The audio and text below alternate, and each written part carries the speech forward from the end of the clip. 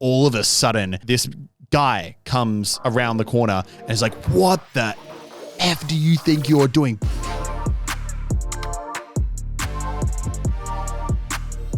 What's going on, everybody? And welcome back to Watchtime. We are back again today to talk about more things that are happening in the gaming industry, the social media industry, and also a little bit of drama that went down this week in our social lives as well, which is also related to the gaming social media industry because we are. Yes. How was your week, Grace? My week's been good. My week has actually been so hectic, both on a work sense and a personal sense. It's a very personally hectic week. It really was. It's honestly been... I don't want to swear in the first 30 seconds because our grandfather listens to this podcast, which I've since found out. But it has been hectic. Basically, on a work sense, obviously, Lannon dropped his Fortnite skin last week, which we touched on. That was literally 18 months of work in the making, and then the actual getting everything live and making it happen was a big process, and there was some stressful points around that, particularly around just the order in which everything was dropping.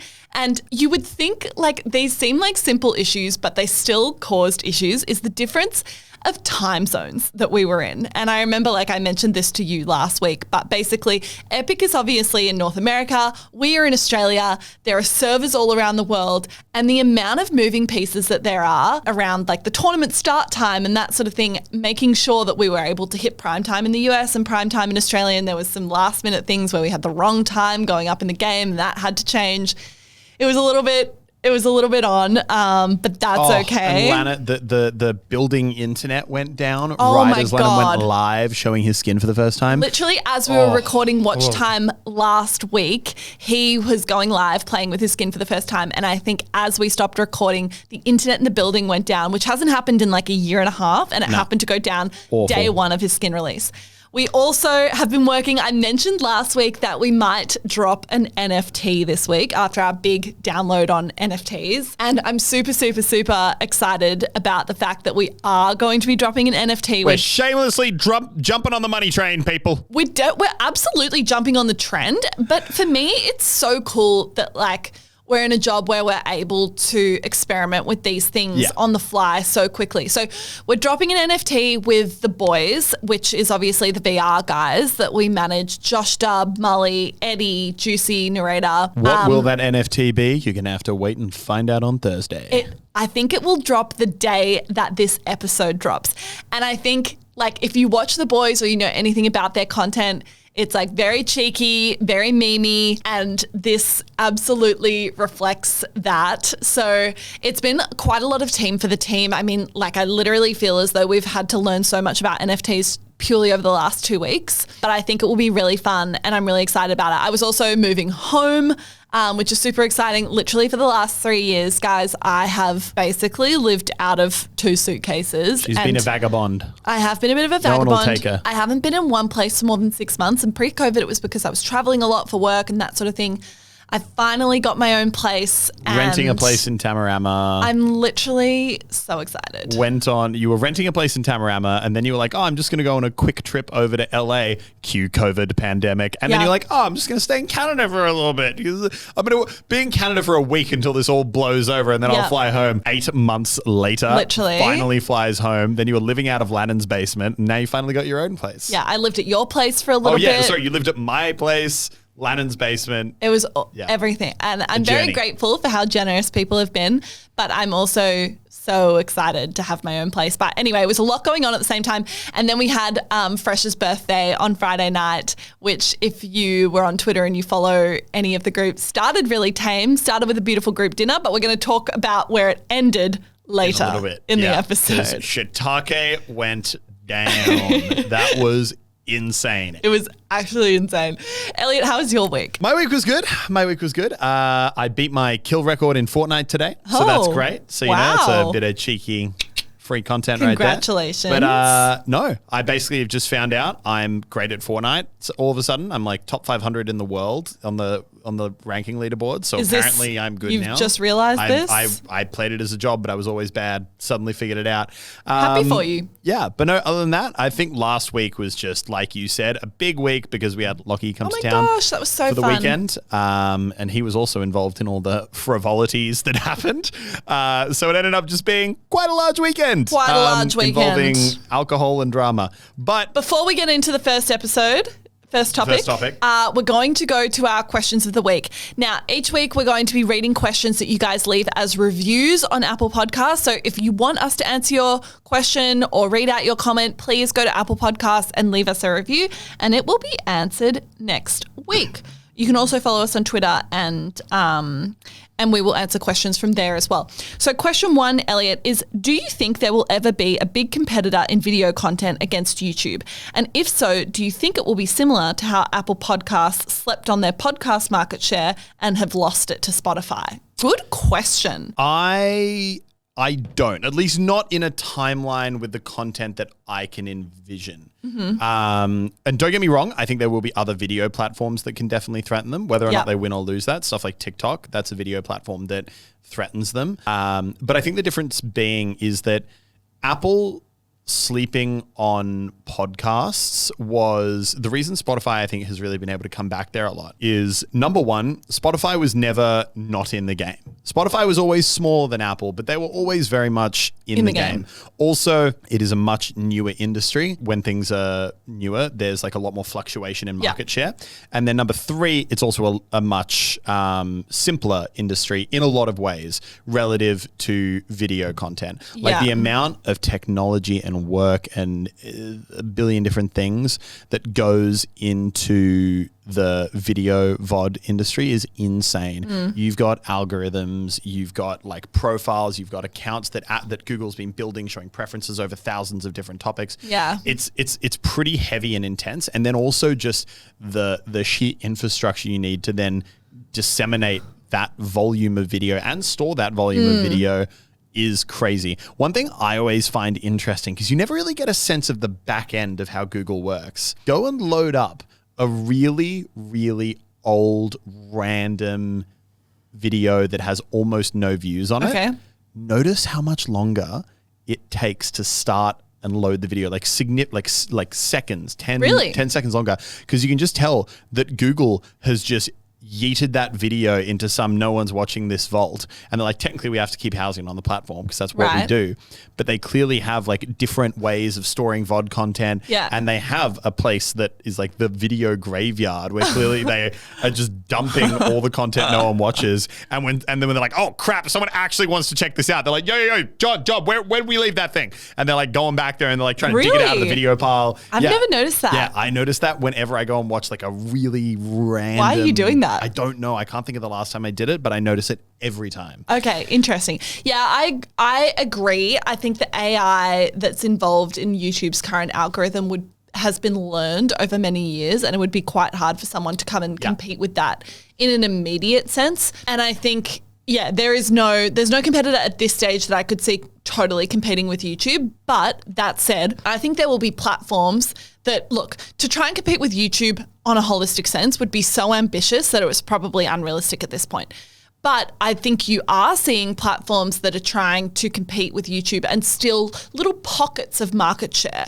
And I think you see that actually with Spotify. I think in some ways Spotify is competing with YouTube in the podcast space because Spotify has started doing video podcasts. And I think that is an area that we've mentioned on the podcast before. I'm surprised YouTube hasn't created like a shelf for podcasts as a product. That kind of seems like it could be an intuitive thing for me where people can search for slightly longer form content like that.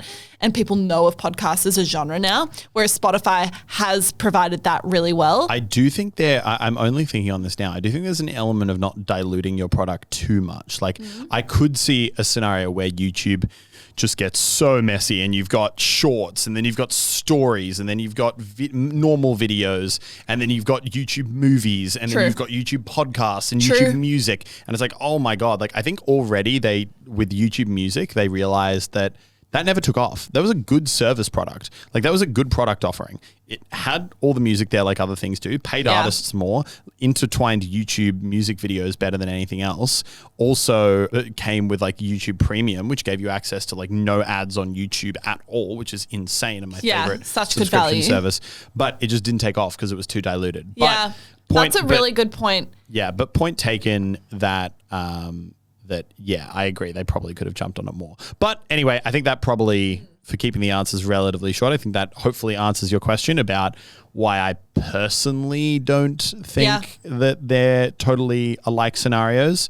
And you know what? But also I think, for example, a way that YouTube could use market share would be if the world suddenly decided they no longer want to watch 8 to 10 minute videos and all of a sudden they were only interested in 30-second TikToks. Yeah. Then all of a sudden that isn't a area where YouTube dominates and it shifts. But I don't think that will happen. Yes. Yeah, I agree. I think that's a good question. Honestly, I sometimes get confused between YouTube Shorts and YouTube Stories, and it's literally my job, and I talk about it with creators all day. So if I'm getting confused... It is undeniably confusing. Okay, so thank you for your question of the week. As I said before, if you want us to answer one of your questions, be sure to leave it in the comments of the Apple Podcast or on our Twitter, and that's where we grab them from each week. Yes, sir. So should we jump into the first topic of today? Have you seen the Prince Harry and Meghan Markle interview that was done? That is literally all over the internet. Guys, the royals is not something that we're usually talking about on Watchtime, but you can't avoid it on the internet today. I'm a busy man. I got a lot of things to do. I've been reading all the summaries about it. Like I've been going through reading dot point summaries of all the accusations, allegations, watched a couple of clips, like the clips about the baby and what its skin color would, that kind of thing. And Oprah's WTF face was fantastic. Loved it. The double take. I miss Oprah on the TV. She did a crazy double take. She was like, she was like, bring it back. You just see the look in her eyes like, oh my God, this is the scoop of my career right here. She was hungry for it. But crazy. Super interested to see how the royal family hits back. I think they were very smart. And this could have been just because it was also true. If you actually look and you look at the answer they gave to the question, they talk about the things that went wrong and the things that were hard and the areas they talk more positively about versus more negatively. One thing that I think they were always so careful of, did not say a bad word about the Queen the whole time. No. It was all, the royal family in general, or this person who isn't the Queen, or the support staff, or the other people, all of that. But they went really out of their way. And Meghan even said stuff talking about moments when the Queen would share her blanket because it was a cold day. Beautiful. And beautiful moments and how the first time they met, it was such a lovely experience because they know that there's so many people in the royal family whose image you can, and don't get me wrong, there are some people that also just don't like the Queen, but for the vast majority of people, especially in the UK, can't touch the Queen. They could literally watch her on a walking stick hobble out of Buckingham Palace and shoot someone on the front lawn, hobble back inside, and they'd be like... Probably a good reason for it. They're like, yeah, love her. Love her. Don't know what she did. That man probably did something. She's the Queen. She's the Queen. That man was her subject. She can dispense justice as she sees fit. But literally, I think that's the mentality. So her public perception is very strong. Yeah. So by being the Queen is amazing, such a lovely person, I think it then lent more credibility in the eyes of the public too. But all this other stuff happened. Totally wasn't the Queen's fault. But this is why we had to leave. Yeah, they drew quite a distinction between the family and the institution, or the firm, as they referred to it, which is such a sick name. I one day want to have an empire that it can only be referred to as the firm or the agency, or just something that is very nondescript and mysterious, but also intimidating. The firm is intimidating as hell. Yeah. You're going to enter the firm today. I would literally just cry and run away. Yeah, I thought it was really interesting. I've definitely made jokes about Meghan and Harry before on social media about how they left the royal family wanting a quiet life and have since signed $100 million Netflix and Spotify deals to create podcasts and shows and that sort of thing, which is a funny thing to say, I think. But it definitely gave me a lot more compassion for the position that they were in, and it just sounds like a completely warped sense of reality in that world, and not one that I'm particularly jealous Growing of. up in a palace where you're like the darling of the entire country with millions of dollars and you go hunting every weekend don't get me wrong, I'm actually sure it's actually probably quite a tough lifestyle in a lot of ways. And I think their public perception, Meghan and Harry's, is going to go through the roof with this interview. Internationally, not locally. Yeah. From everything I've seen, the split between how it's being covered in the UK, other countries versus the UK, crazy. Like the UK media is just like, I mean, that same thing. It's that how dare you disparage the royal family, and then also leaning on the fact that I think the main bit of ammunition that they're using is basically just being like, oh, like, you know, Philip is in the hospital. So therefore doing this is insensitive and wrong. Mm-hmm. But it's like, they're almost 100. Like, they're always going to be in the hospital. All I can say is that the writer's room of The Crown today must be having an absolute field day. I was going to say, no. They're panicking. They're like, oh my God, we got to step it up. It was like when House of Cards came out. And it was like, oh yeah, if only politics was this full of drama. Then Donald Trump became president. It was like, what do you mean? Like suddenly House of Cards isn't crazy anymore. Season 17 of The Crown, when we get to this is going to be amazing. Very keen. Very, very keen. All right, what's next, Elliot? Our next topic that we're going to be diving into is actually the fresh birthday story. Oh, very exciting stuff. This is what the people have been waiting for. This is what you've been waiting for. This was an absolutely hectic night. Crazy. Absolutely crazy. Friday We're gonna be a little bit vague on certain parts of it because it is literally a police matter now, and we don't want to really, go into any details that could cause any problems. I'm not laughing because it's funny. I'm laughing because it's actually just truly ridiculous that this even happened. It's truly insane that this happened. And literally, like, just to give some context, because I'd had such a hectic week and was moving and that sort of thing, 5:30 p.m. on Friday, I was like, you know what? I might stay home. I might order a pizza tonight and like chill out and like unwind from the week. And then I was like, it's Fresh's birthday. Everyone's going out to dinner. And Ilsa's birthday at the stroke of midnight. Yes, I'll go to dinner. And I was actually considering driving. That's how much of a tame night I wanted. And let me tell you, it ended with flashing lights at 3 o'clock in the morning. So it didn't end up that way. So to set the scene, yes, we've been telling Lockie to come down to town for a few weeks now. And eventually, obviously, this is the weekend Lan and Skim was launching. No one was that busy. And we were like, okay, this one works. Like, let's do it. Lockie'd flown down. We'd booked a lovely dinner at a restaurant, gone out, had dinner, gone for drinks at the next place. The group was so big. It was so hard to get in anywhere on a Friday night.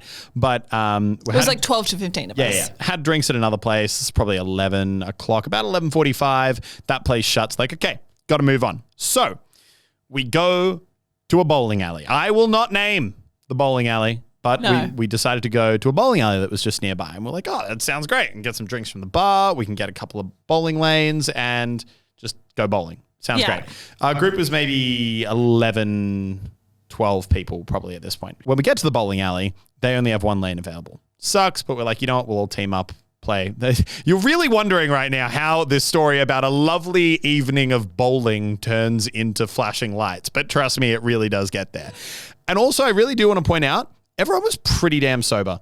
I was shockingly sober. I think there were a couple of people that rocked up later in our group who were a bit more drunk, but they weren't even really involved in the story because we'd just been trying to find a bar for so long that by the time we found a bar, everyone was like, okay, cool, I can go to sleep now.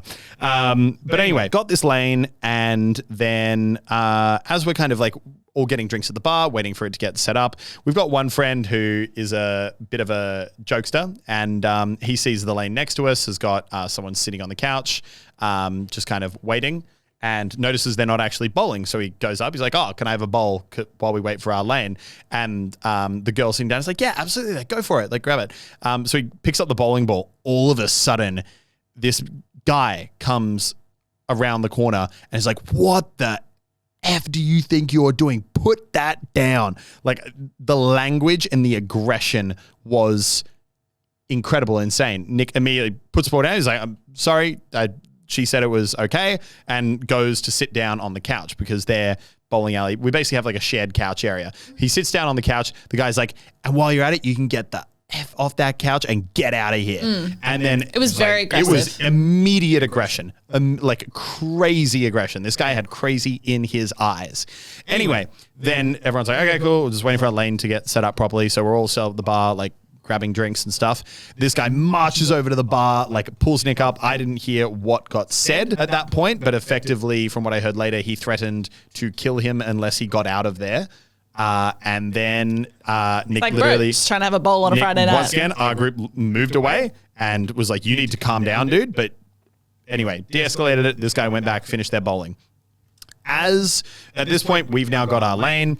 Everyone's sitting on the couches around our lane and also their lane. They've finished up their game at this point. They're grabbing their bags. They're going, the aggressive guy and the girl he was with.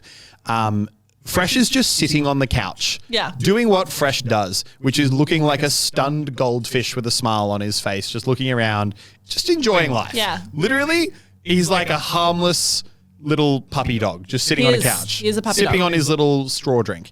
Anyway, at this point, the guy, as he's walking past the couch to go out, just winks at Fresh for no reason. Really, really weird. And Fresh, who has missed, I'm pretty sure, everything that's gone on to this point, literally just looks up and just like gives him a little wave, like just waves at him. and it's like, yeah, hey dude. I think like, at this point, Fresh actually thought the guy was perhaps a viewer. Yeah. I think Yeah. Fresh thought that the guy maybe knew who he was because this Yeah. guy was maybe like 30. It like just gives him a little wave. The guy walks up to Fresh, leans in like nose to nose distance, like really in his face, puts a hand on each cheek, and then just starts slapping back and forward on each cheek on Fresh. And at this point, everyone at the couch is like, you need, like literally pushes him away from Fresh because you don't, like, that's literally assault, just walking Yeah. up to someone and slapping him in the face. Pushes him away from Fresh, but like doesn't hit him or do anything aggressive like that. No. Pushes him away is like, It and was just literally such a shock. It was like, it's Fresh. It's you know, Fresh. like What is this kid couldn't have he's fly. the most docile person I've ever met. Yeah. Crazy. And was like, you need to get away from him, and move him away. And at this point, like we were shouting at him, like, you need to go. Cause like before, anyway. So at that point, security's come over and they've grabbed the guy and we've been like, and we're literally like, he needs to get out of here. He just slapped our friend in the face repeatedly. Like, what are you doing? This isn't okay. He's already like tried to cause something earlier. Yeah. Can he go? And then at this point, security's like holding him there. We're like, he needs to go now. And then this guy has got a glass in his hand and all of a sudden just piffs it, hits Lannon straight in the forehead. And like in the hairline. in the head. The glass also ricochets Ricochets. off and cuts maybe 3 or 4 other people around us, including Ilsa. And all of a sudden I turn and Lannon has, because head wounds are crazy. Yeah. Blood coming all down the side of his face. Like all down the side of it. There was so much blood. It was insane. Yeah. At this point, security is like, oh, okay. Now, they take him out. Yeah. But also I see them more like just escorting him out, like a hand on his back, like moving him in that direction. I was like, do you see what he just did? And the manager's gone with them and the manager's trying to tell our group to sit down. At this point, I've realized that I was effectively dead sober at this point, and I could tell there are a lot of people who are obviously they've just watched one of their friends get hit and another one get glassed in the face, are very agitated and probably need to they're probably not the most level head for dealing with this situation. It was just shock though. It happened so absolutely quick. shock. Happened So like much within shock. the period of like this whole thing happened within 2 minutes. And you watch any of your friends suddenly bleeding out of your head, you're going to get agitated. So I was like pushing everyone back. I was like, everyone needs to go sit down. I walked up with the manager and I was like, we're calling the police. He's just glassed our friend in the head, slapped the other one, and he's bleeding everywhere. Yeah. Like, you cannot let him go because they're like taking him to the exit. And she's like, this is my job. I'm handling it. And I was like, no. Like, you can't let him go. She's like, no, we're not, but you need to like go down. And I was like, okay, I'm just going to stand here. I just want to make sure this guy doesn't leave. Yeah. Because he's committed a crime. Yeah. And then, anyway, as I'm waiting there talking to someone else who's come up, he's like, hey man, I saw the whole thing. Don't worry. Like we saw what happened. And I was like, cheers, man. Appreciate it. Cops should be here soon. Anyway, cop response time. Great. Amazing. But anyway, I turned around from talking to this guy, security guard standing alone, not doing anything. The manager is by herself. I'm like, where's the guy gone? And they're like, and she's like, he's gone. off. Like he's just walked off. And I was like, you didn't hold him? And they were like, Anyway, this time police walk in and they're like, where's the guy who got glass? I'm like, he's inside. And he's like, and where's the guy who did it? And I'm like, they just let him go. Yeah. And they were like, what? They let him go? I was like, yes. And there's like, what does he look like? Anyway, gave him a rough description. Me and one other person sprint out and we managed to spot him about a block away hailing a cab. Anyway, we like call the cops over. Cops run over. They grab him. Yeah. And oh my God, this is me hearing the story for the first time too, because I was inside at this point. Yeah. I actually didn't even see everything that happened. I was like picking up a bowling ball or something, and then someone was like, Grace, and like shook my shoulder. I turned around and like saw it happening, and then I saw Lannon and like one side of his face was just covered in blood. So I was just helping. I was like literally sponging the blood off Lannon's face when all of this was happening. Yeah, actually crazy. But anyway. But they caught him. Oh my God. I remember going inside though, and I was like, I drink a lot of coffee. I was like literally my hand was just wobbling from the adrenaline that was going through me at that point.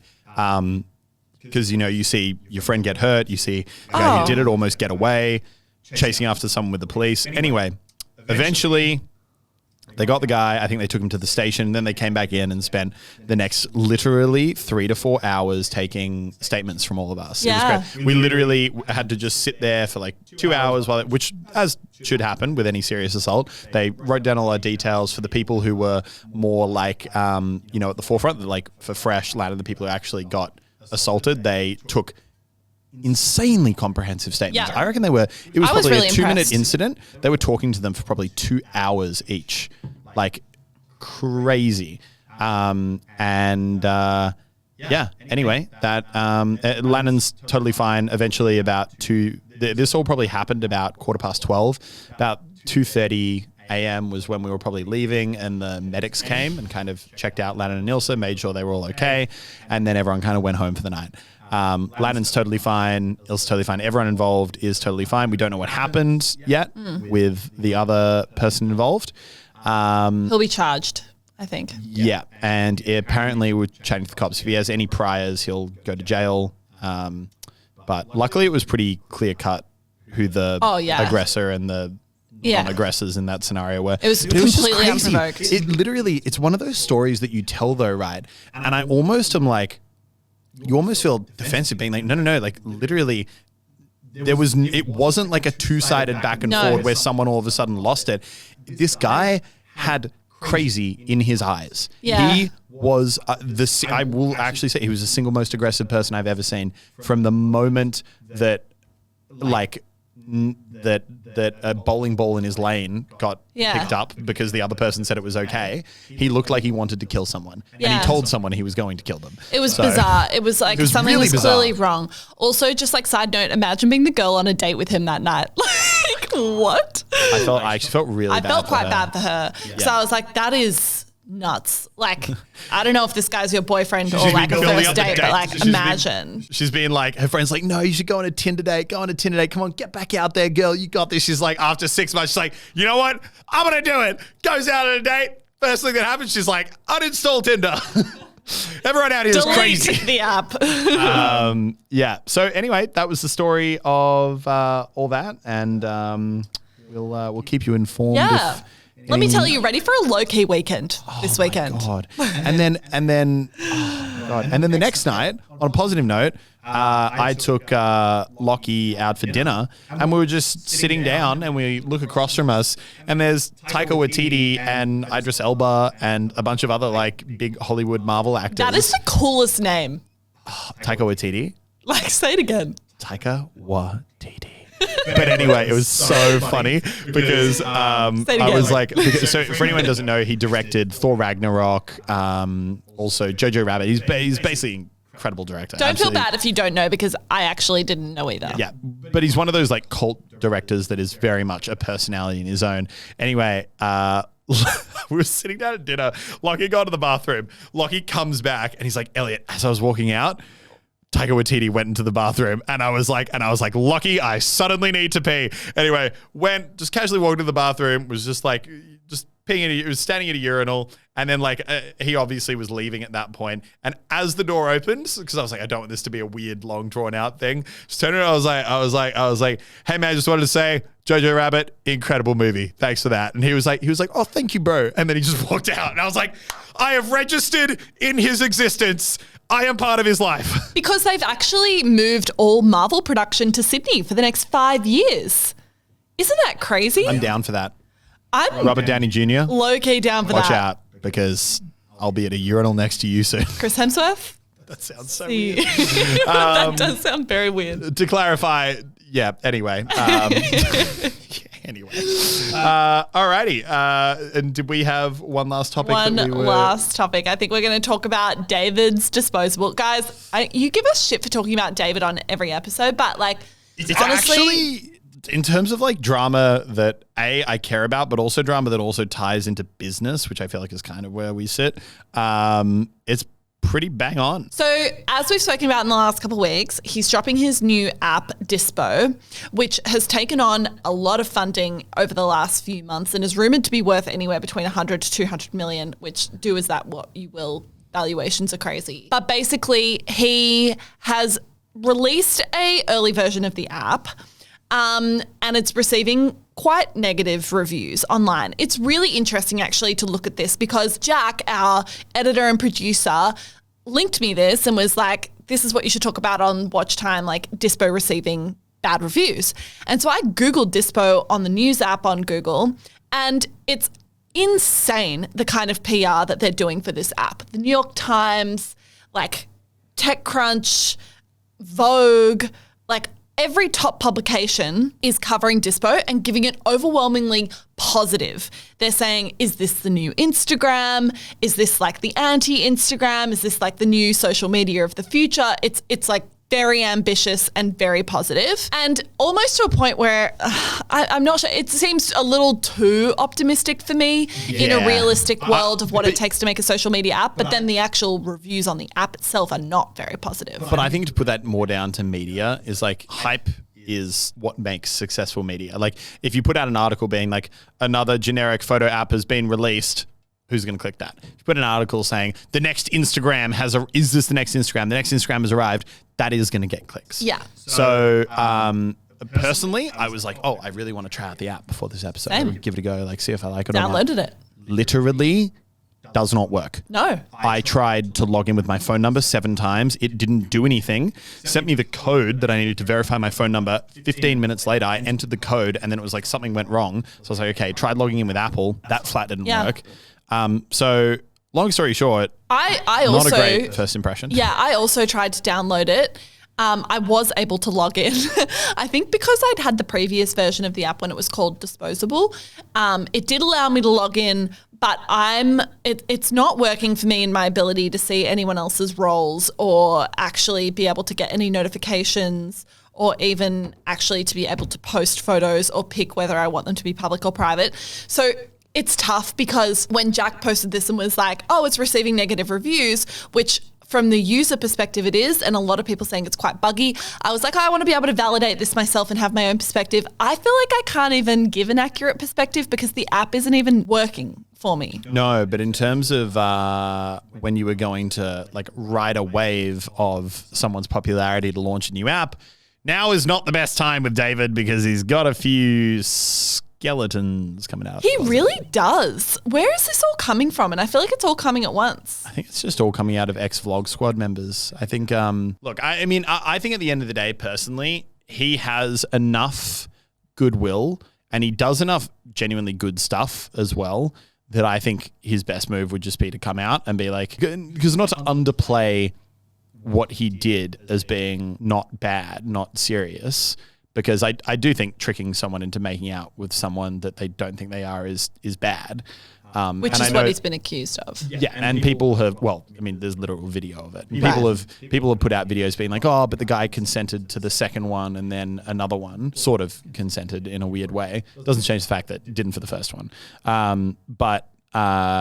Yeah, I think that it's also something that you could very much happened a while ago and putting out a statement like, hey, yep, that was probably not the right way to go about that. I kind of got caught up making content and got lost in what I was doing without thinking about the impact on other people. It's literally what we talked about with Logan Paul and The Forest, where it's just kind of like you lose. It doesn't mean that you're a bad person. No. It just means that it's so easy for just content and views to just become the only thing that your brain measures anything by, and you actually remove the human element, and it's kind of whatever it takes. Everything, yourself included, is an actor in your little kind of movie. Yeah. And you don't actually, you stop seeing it as like a personal element. So I don't think it necessarily means he's a bad person, but I do think that he should probably just put out a statement and be like, grew from that, because I do think the negative reviews on Dispo, to bring it back, are probably 50% because I literally can't log into the app, and when we tried doing something with your version before, we literally couldn't get it to work. But also there's a lot of just negativity around anything David does at the moment, and obviously huge amount of support as well from the people. Everyone that big has got fans who will never die. Yeah. But interesting time. Interesting time. All right, guys. Well, I think that about wraps us up for this week's episode of Watchtime. Thank you so much for tuning in again. Please remember to rate and review on Apple Podcasts. Leave us a comment if you're watching on YouTube. And we will see you guys next week. Bye-bye.